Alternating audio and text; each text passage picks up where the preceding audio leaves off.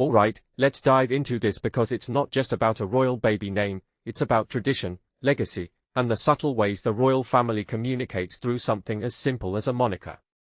So, Princess Eugenie and Jack Brooksbank just welcomed their third child, a baby girl, and the internet is already buzzing with speculation about her name. Personally, I think what makes this really interesting is the way Eugenie and Jack are handling the announcement. They've kept the name under wraps, which is a bit of a departure from their usual style. I mean, with their sons, August and Ernest, they either revealed the names right away or waited a bit, but this time, it feels different. It's like they're savoring the moment, keeping it private, and maybe even enjoying the mystery they've created.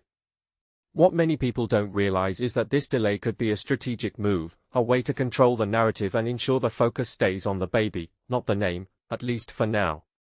Now, let's talk about the middle name, because that's where things get really fascinating. If you take a step back and think about it, the royal family has this unspoken rule of honoring their ancestors through names. Eugenie's daughter will almost certainly have Elizabeth as a middle name, a nod to the late Queen Elizabeth II.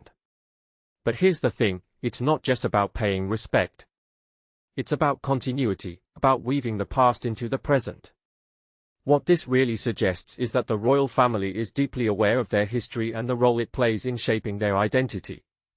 I find it fascinating how this tradition isn't just a quaint custom, it's a deliberate way to keep the legacy alive, to remind everyone, including future generations, of where they come from.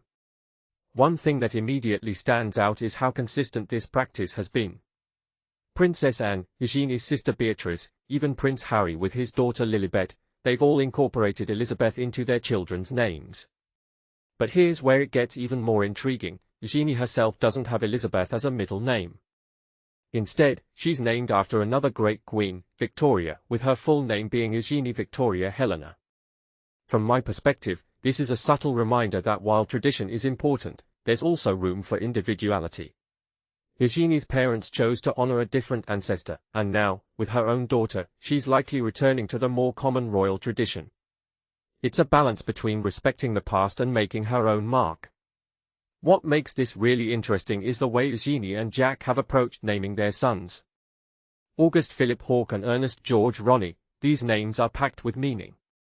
August, for instance, is a nod to Prince Albert, Queen Victoria's husband, while Philip honors Eugenie's grandfather, Prince Philip. Hawke comes from Jack's family, and Ernest pays tribute to King George V and Eugenie's maternal grandfather. In my opinion, this shows how Eugenie and Jack are blending both royal and personal histories into their children's identities. It's not just about the monarchy, it's about their own family tree. This raises a deeper question: how much of a royal name is about duty, and how much is about personal connection? Now, let's speculate a bit. If Eugenie's daughter does get Elizabeth as a middle name, what might her first name be? Personally, I think they'll go for something classic but not overly traditional.